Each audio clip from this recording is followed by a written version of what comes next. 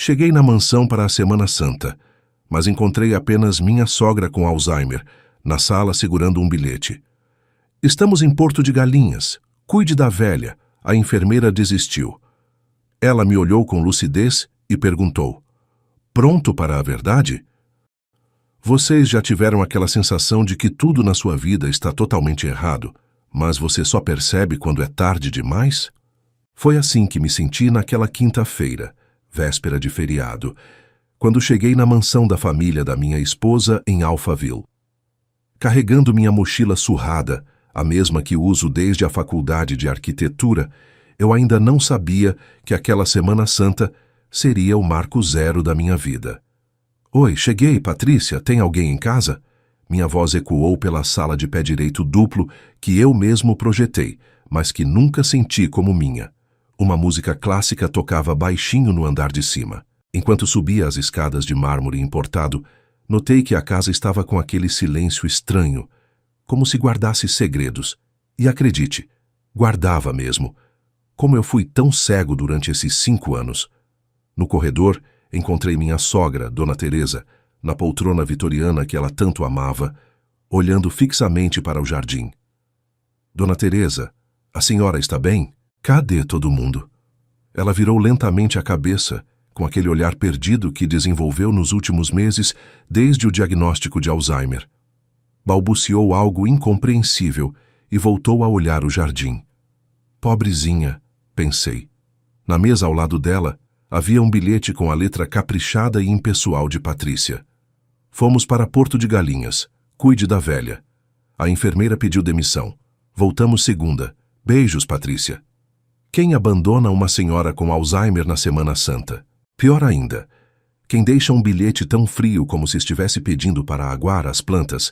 Fiquei olhando aquele pedaço de papel, tentando entender o que aconteceu com aquela mulher por quem eu tinha me apaixonado na faculdade.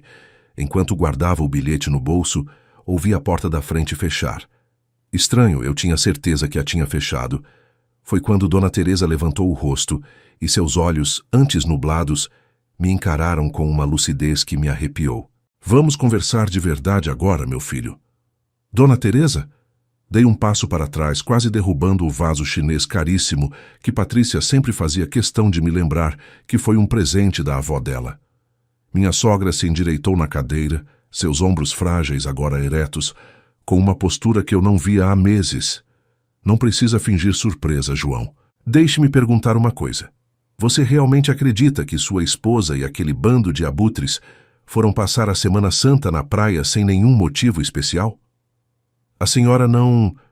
Quer dizer, o Alzheimer.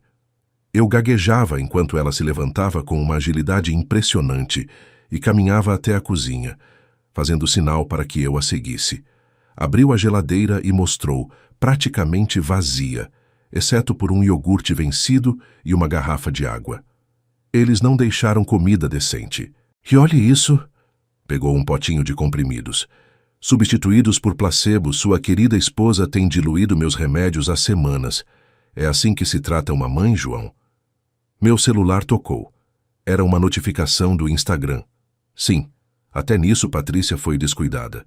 Uma foto dela, bronzeada, com um drink colorido, abraçada a André, o suposto sócio da construtora. A legenda? Começando o feriadão com quem realmente importa. Senti meu estômago revirar. Dona Teresa olhou por cima do meu ombro e soltou uma risada seca. Agora entende por que comecei a fingir que estava perdendo a memória? Eles não tomam cuidado com o que falam na minha frente. Acham que não compreendo, que não registro nada. E você, meu querido genro, precisa saber de muita coisa ainda. Vá verificar seu extrato bancário. Agora. 120 mil reais. Todo o dinheiro que economizamos, que eu economizei, para dar entrada no nosso apartamento próprio, havia desaparecido. Uma transferência feita há 2 dias para uma conta que não reconheci. Minhas mãos tremiam enquanto eu descia as escadas de volta à cozinha, onde Dona Teresa preparava um chá com a tranquilidade de quem já viu aquele filme várias vezes. Eles me roubaram, Dona Teresa, como ela pôde? Eram nossas economias. As palavras saíram estranguladas, como se algo dentro de mim estivesse se quebrando. Aquela não era apenas nossa poupança. Era meu sonho de independência, de finalmente ter algo nosso, longe da influência sufocante da família dela. Sente-se, João. Temos muito o que conversar e pouco tempo. Ela empurrou uma xícara fumegante para mim e tirou de dentro da manga do seu cardigan um envelope pardo.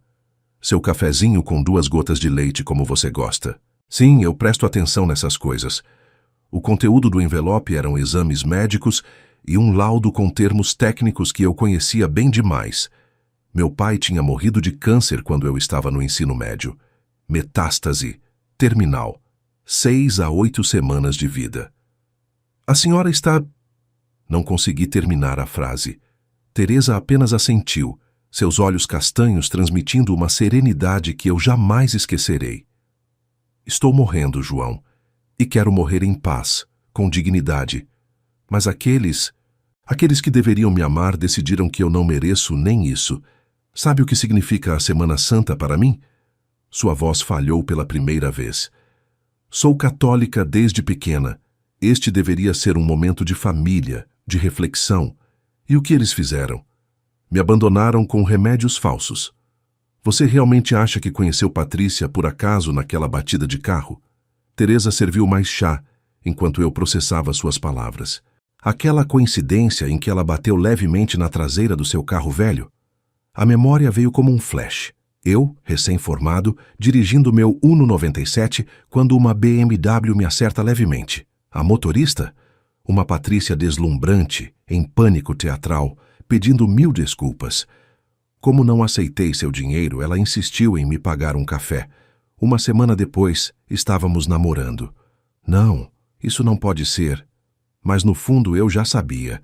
Teresa abriu uma gaveta e tirou um recorte de jornal empoeirado. Seu projeto na faculdade, lembra?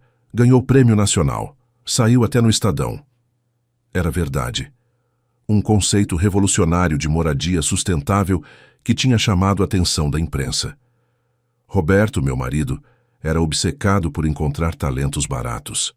Por que pagar milhões para um arquiteto famoso quando podemos pegar um novato brilhante e fazê-lo acreditar que está tendo uma grande oportunidade? Senti meu mundo desmoronar. Todo o nosso relacionamento, nosso casamento, tudo tinha sido uma elaborada armação para explorar meu talento? Um relâmpago iluminou a biblioteca enquanto Teresa abria o cofre escondido atrás de uma edição antiga de Dom Casmurro. Suas mãos enrugadas tremiam, não sei se pela emoção ou pelo esforço. Dentro havia documentos, joias antigas e, para minha surpresa, um terço de ouro que brilhou quando ela o segurou contra a luz. Este terço pertenceu à minha avó. Ela me deu quando enfrentei o momento mais difícil da minha vida. Agora quero que você o tenha. Eu não posso aceitar, Teresa. É uma relíquia de família e... Ela interrompeu minha fala com um gesto firme.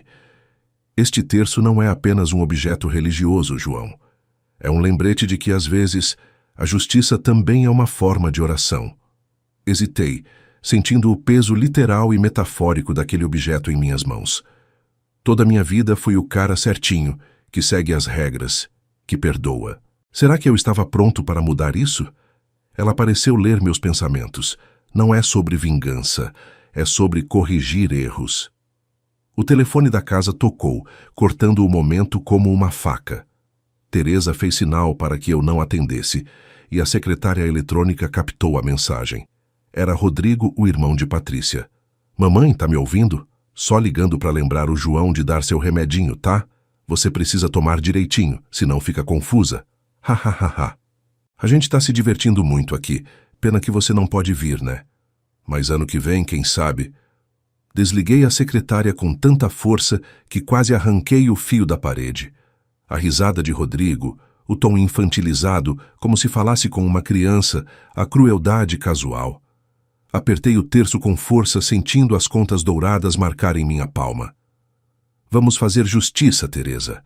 E pela primeira vez desde que cheguei naquela casa, senti que estava tomando uma decisão verdadeiramente minha.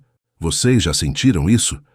Aquele momento em que finalmente deixamos de interpretar um papel e começamos a escrever nossa própria história? Na manhã seguinte, enquanto preparava um café da manhã decente para Teresa, ovos com torrada do jeito que ela gostava, Elaboramos nosso plano. Precisamos de ajuda legal, ela disse, mexendo cuidadosamente seu chá. Ligue para o Dr. Milton Prado. Ele é o único advogado em quem confio. Diga que é urgente. Fiz a ligação, surpreso quando o homem atendeu no primeiro toque e concordou em vir imediatamente, após eu mencionar o nome de Teresa. Comecei a fotografar tudo. A geladeira vazia, os remédios adulterados, o estado da casa. Eles vão dizer que estou delirando por causa do Alzheimer, Teresa comentou, enquanto ajustava seu colar de pérolas. Ela insistia em se vestir adequadamente, mesmo estando apenas comigo. Precisamos ser meticulosos. Dr. Milton chegou 1 hora depois. Um senhor elegante de terno impecável e olhar perspicaz que se transformou em pura indignação ao ver a situação. Dona Teresa, isto é absolutamente inaceitável.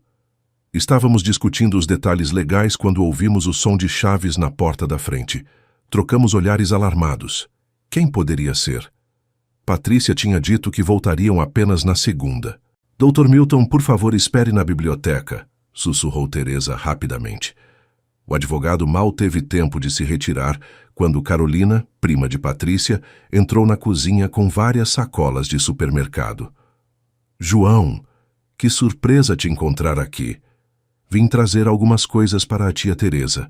Não acreditei quando soube que eles viajaram sem ela. Os olhos de Carolina se fixaram em Teresa, que imediatamente reassumiu seu papel de senhora confusa. Oh, querida, é você? Pensei que fosse a moça do correio.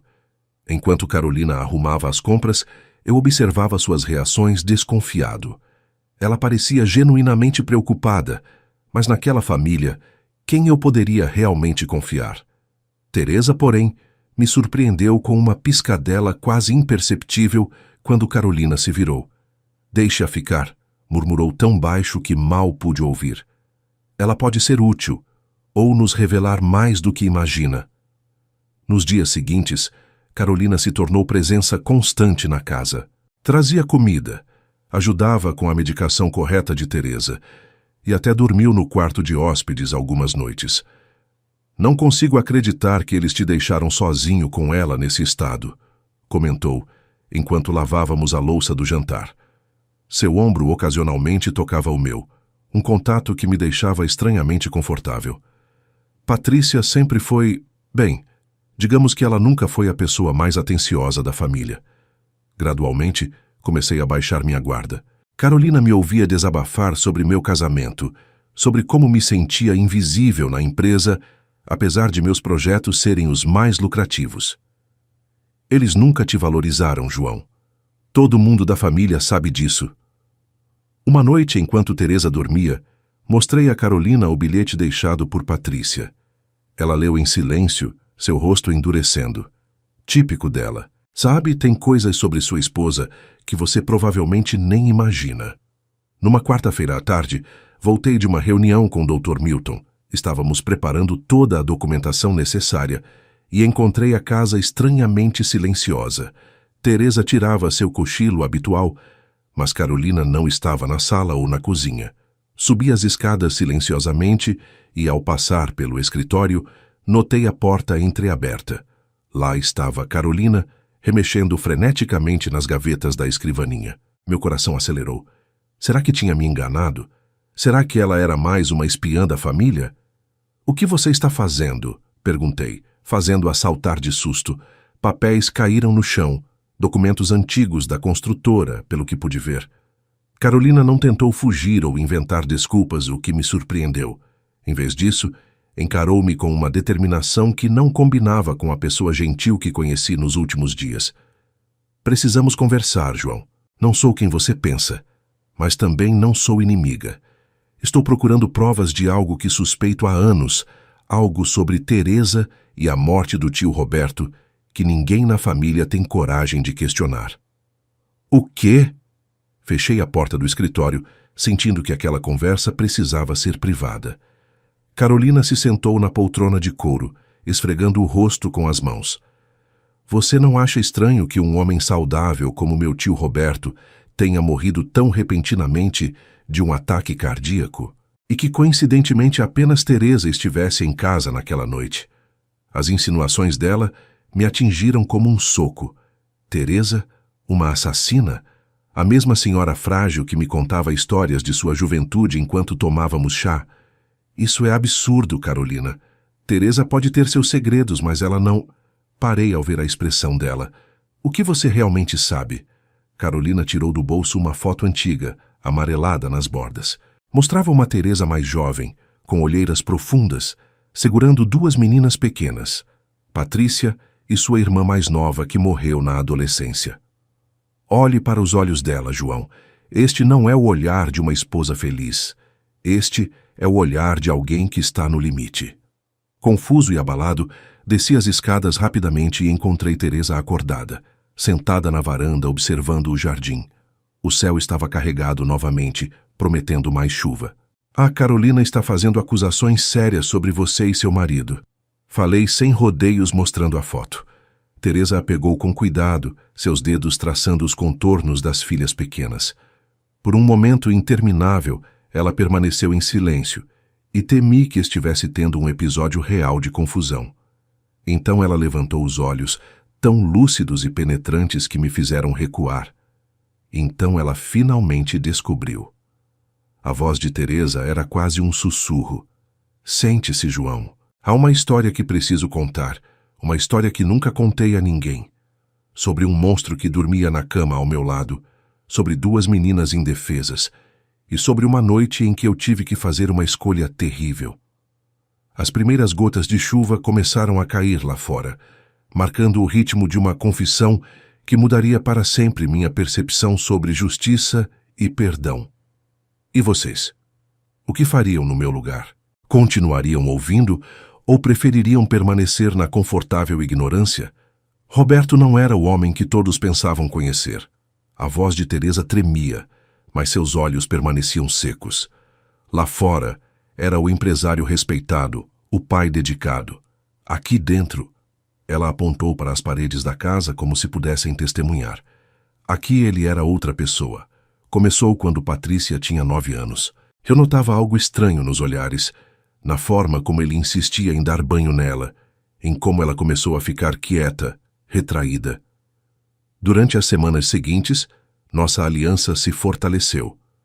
Carolina, agora conhecendo toda a verdade, tornou-se parte integral do nosso plano. Estávamos prontos para enfrentar Patrícia e Rodrigo quando retornassem, com documentos, provas, o testamento de Teresa já devidamente registrado. Mas então, numa manhã de terça-feira, nossa estratégia quase desmoronou. Eu tinha saído para encontrar Dr. Milton, e ao voltar, encontrei uma ambulância estacionada na frente da casa. O que aconteceu? Gritei para Carolina, que estava pálida no jardim. Dona Cida, a vizinha, viu Teresa desmaiada pela janela e chamou socorro. Dentro da casa, paramédicos atendiam minha sogra, enquanto um médico de jaleco, que eu reconheci como Dr. Alves, amigo da família, nos olhava com desconfiança. Por que ela não está no hospital recebendo o tratamento adequado para o câncer? E por que ninguém da família foi informado sobre a gravidade do quadro? As perguntas soavam como acusações. Naquela noite, depois que conseguimos convencer Dr. Alves a não hospitalizar Teresa, ela mesma insistiu veementemente. Percebi que estávamos numa encruzilhada. Teresa estava claramente piorando mais rápido que o esperado. Talvez devêssemos desistir, murmurei para Carolina enquanto observávamos Teresa dormir. Ela precisa de cuidados médicos intensivos.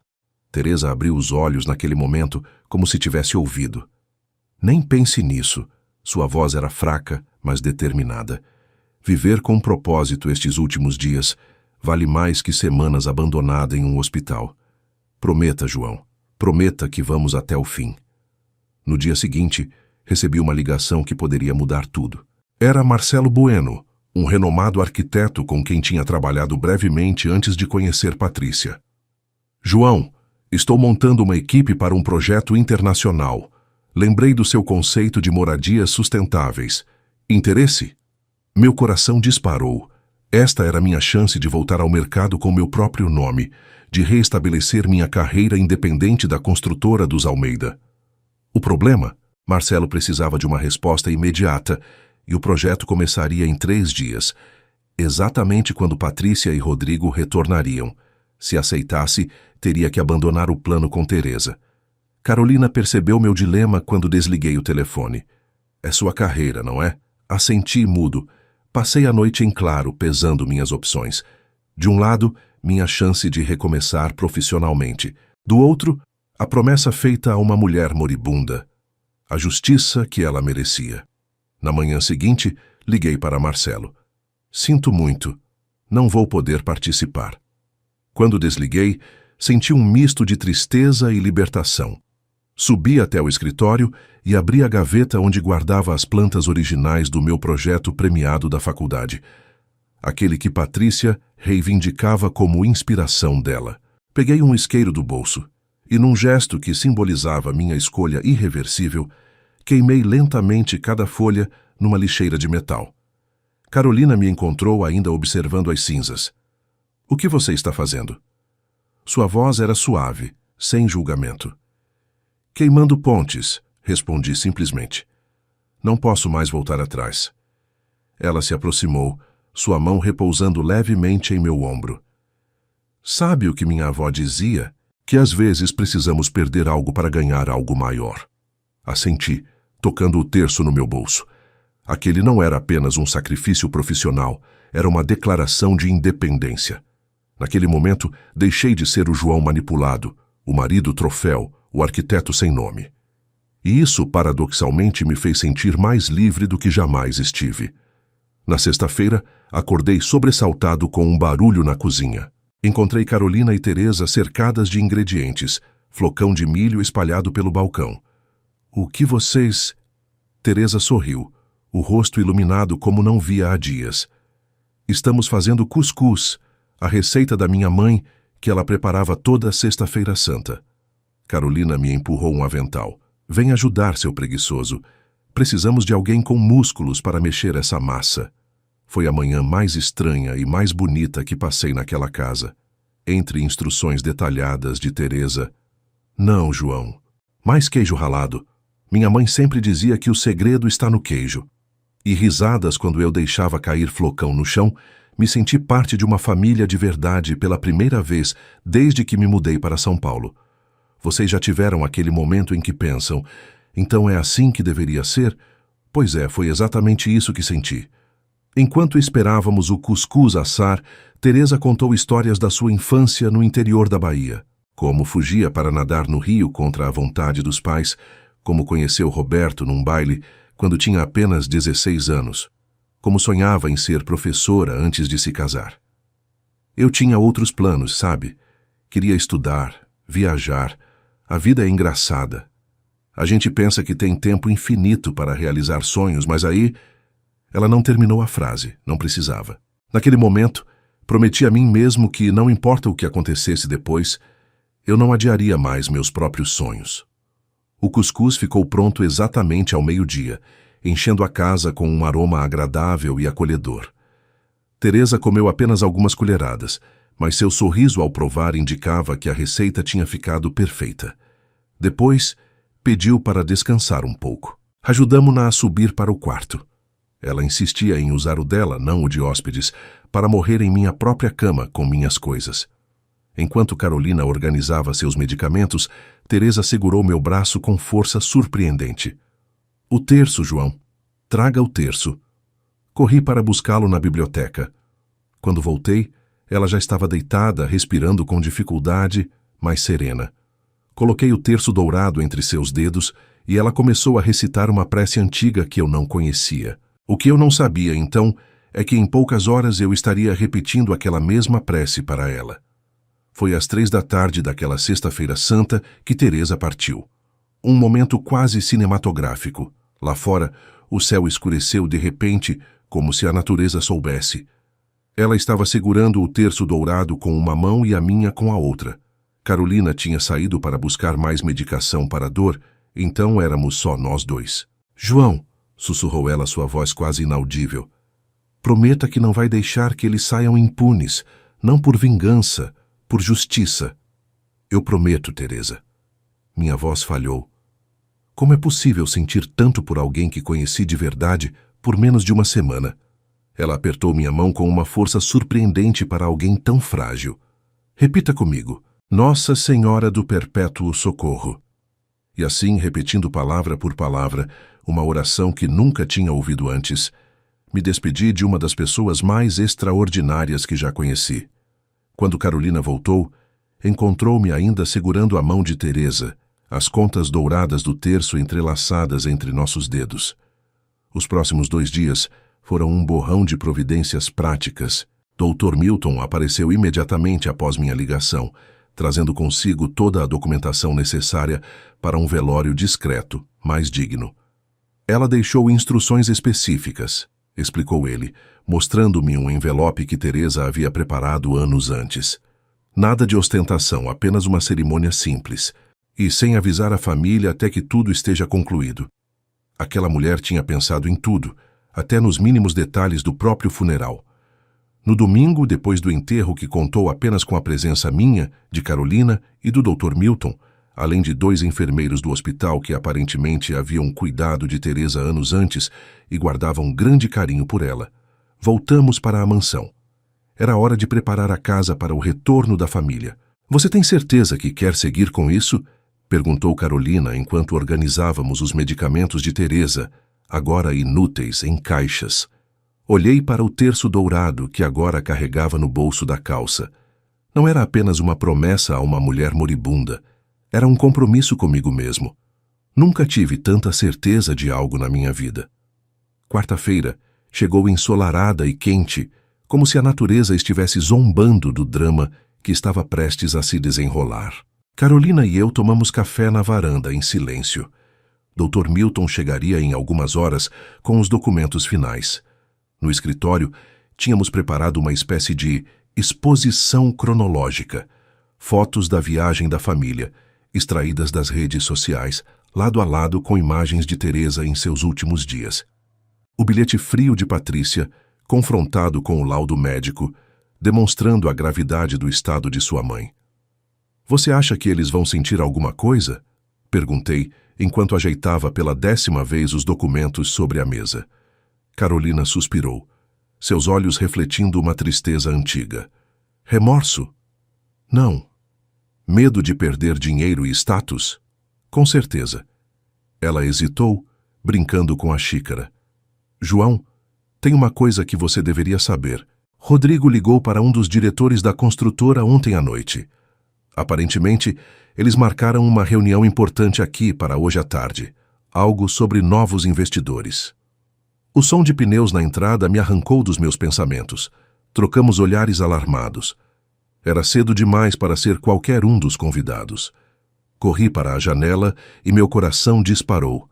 A BMW conversível de Patrícia, brilhando ao sol. Eles tinham voltado antes do previsto. Carolina, sussurrei, minha boca subitamente seca. Eles chegaram. Ela apertou minha mão brevemente. Lembra do que Teresa diria? Coragem não é não ter medo, é agir apesar dele. Tomei uma respiração profunda e me dirigi à porta da frente. Por um segundo, hesitei, a mão na maçaneta. E se eu simplesmente fugisse? Voltasse para Minas, recomeçasse do zero? Mas então senti o peso do terço no meu bolso e soube que não havia volta. É engraçado como certos objetos ganham significados que transcendem seu valor material, não é? Joãozinho, que saudade! Patrícia entrou como um furacão, toda bronzeada e perfumada, jogando as malas no hall de entrada, como se esperasse que algum empregado as recolhesse. Atrás dela, Rodrigo carregava sacolas de compras de marcas caríssimas. Ambos pareciam ter saído de um catálogo de resort, com roupas leves e caras, óculos de sol de grife, sorrisos artificiais. Como foi com a mamãe? Deu muito trabalho? Patrícia perguntou enquanto verificava as mensagens no celular, sem realmente esperar uma resposta. Sua mãe morreu na Sexta-feira Santa, disse finalmente, cada palavra saindo como uma pedra. Por um segundo, literalmente um segundo, vi algo como dor nos olhos de Patrícia, mas logo foi substituído por outro sentimento. Raiva? Não. Cálculo. O quê? Como assim? Por que você não nos avisou? Meu Deus, o enterro... Ela não completou a frase, mas entendi. O enterro público, o evento social, as condolências, tudo perdido. Rodrigo deixou cair as sacolas, seu rosto pálido contrastando com o bronzeado artificial. Você não tinha o direito. Era nossa mãe. Como você pôde enterrá-la sem nos avisar? Sua indignação soava tão falsa quanto as notas de piano que Patrícia fingia tocar quando tínhamos visitas importantes. Dr. Milton está na biblioteca com toda a documentação, respondi calmamente. Inclusive o Novo Testamento que Teresa assinou 3 dias antes de falecer. Vocês gostariam de conhecer os termos agora ou preferem guardar para depois da reunião com os investidores? A menção à reunião foi como jogar gasolina no fogo. Rodrigo xingou alto, enquanto Patrícia me encarava, seus olhos verdes, tão parecidos com os da mãe, mas sem a mesma profundidade, faiscando de ódio. O que você fez? O que você e aquela velha planejaram? Ela avançou em minha direção, mas parou ao ouvir a voz calma de Dr. Milton vinda da porta da biblioteca. Senhora Mendes, eu sugiro que mantenha a compostura. Há testemunhas presentes e, mais importante, há câmeras de segurança instaladas recentemente nesta residência. A campainha soou exatamente nesse momento. Os investidores, 3 homens argentinos liderados pelo Sr. Herrera, um senhor de cabelos grisalhos, entraram na sala já carregada de tensão.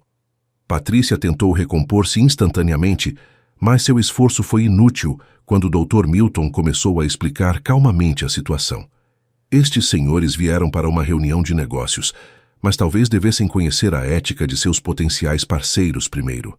Foi quando Carolina deu um passo à frente, olhando diretamente para Rodrigo. Por que não contamos a ele sobre seu pai, Rodrigo? Que história é essa?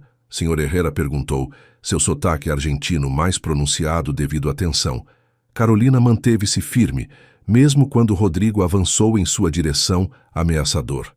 Estou falando sobre como o grande patriarca Roberto Almeida abusava das próprias filhas, e como alguns membros da família sabiam e preferiram o dinheiro ao invés da verdade.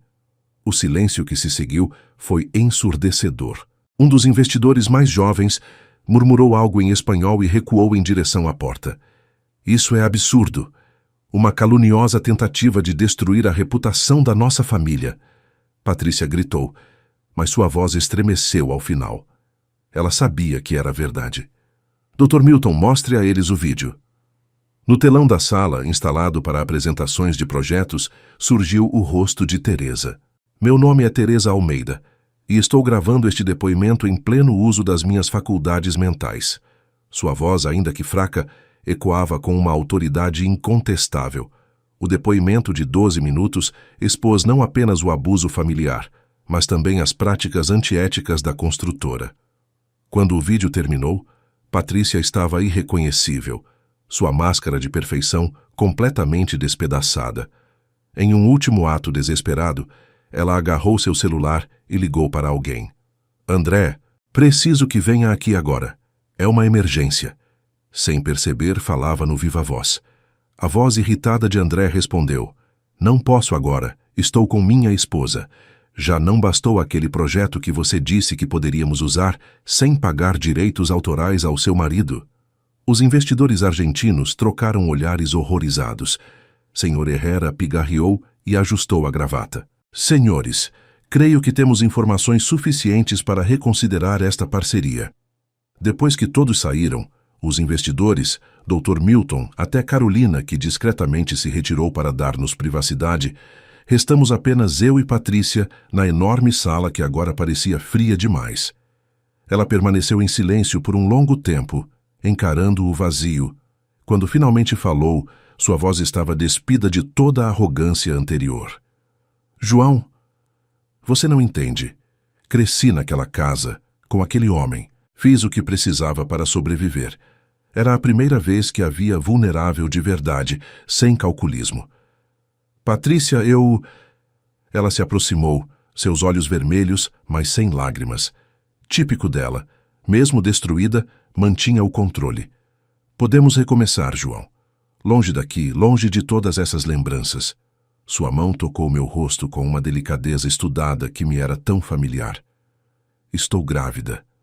As palavras caíram como bombas no silêncio. Descobri na viagem. Não contei para ninguém. É nosso filho, nossa família. Por um momento, apenas um instante, senti o mundo balançar. Um filho?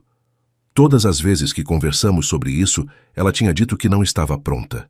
Então notei algo no sofá, a bolsa dela aberta, revelando uma cartela de anticoncepcionais com comprimidos claramente usados até o dia anterior. A última manipulação. Patrícia percebeu meu olhar e seu rosto mudou instantaneamente, a doçura forçada dando lugar à raiva. Tudo bem, não estou grávida, mas poderíamos tentar, João. Pense nas possibilidades. Rodrigo vai perder tudo, a construtora será nossa. Ela não falava em amor, em reconstruir nossa relação. Falava em negócios, em vantagens. Alcancei minha carteira e lentamente retirei minha aliança de casamento.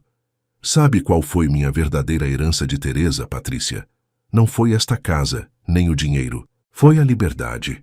Coloquei em suas mãos a aliança e um envelope com cópias de todos os projetos que Patrícia havia roubado de mim. Fique com o resto, se conseguir. Seu rosto contorceu-se numa mistura de desespero e fúria. Você não vai sobreviver um dia neste mercado sem mim.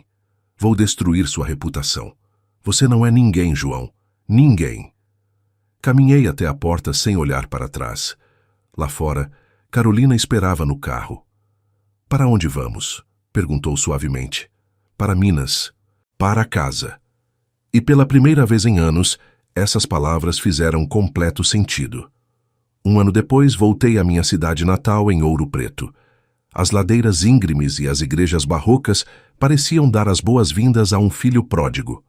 Com uma pequena parte do dinheiro deixado por Teresa, a maior parte doei para instituições de combate ao câncer, conforme seu desejo, abri um escritório de arquitetura especializado em restauração de patrimônio histórico e projetos sociais. No meu escritório, o terço dourado estava emoldurado, não como símbolo religioso, mas como lembrete de que justiça e redenção podem vir dos lugares mais inesperados. As notícias sobre os Almeida chegavam ocasionalmente. A construtora faliu após perder seus principais clientes e enfrentar processos por plágio de projetos arquitetônicos. Rodrigo mudou-se para o exterior, tentando escapar de acusações de fraude fiscal. Quanto a Patrícia, soube por Carolina, que se tornara uma amiga querida visitando-me regularmente, que ela tentava recomeçar em São Paulo, usando o pouco que restara da fortuna familiar. Às vezes me pergunto se ela finalmente encontrou alguma paz, se conseguiu se libertar dos fantasmas do pai. Mas essa é uma história que não me pertence mais. Numa tarde de Sexta-feira Santa, exatamente um ano após a morte de Teresa, visitei o pequeno cemitério onde a enterramos. Levei um ramo de flores brancas e um pequeno pote de cuscuz, preparado seguindo sua receita, com bastante queijo. Oi, Teresa, falei, sentindo-me bobo por falar sozinho, mas precisava daquele ritual.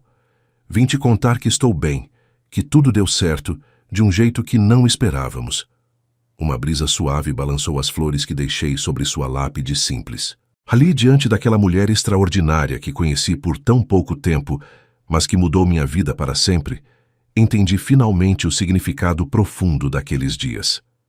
Teresa me ensinou que a verdadeira Semana Santa não trata apenas de sacrifício, disse em voz alta como se ela pudesse me ouvir, mas de renascimento. E enquanto caminhava de volta, sob o sol dourado de Minas Gerais, senti que finalmente estava em paz. Alguma coisa tinha morrido naquela semana.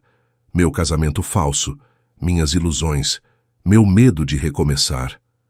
Mas algo muito mais valioso tinha nascido. Minha liberdade, minha autenticidade, minha capacidade de finalmente viver não como personagem de uma história escrita por outros, mas como autor da minha própria vida. E essa, meus amigos, é a maior vingança que alguém pode ter, ser autenticamente feliz.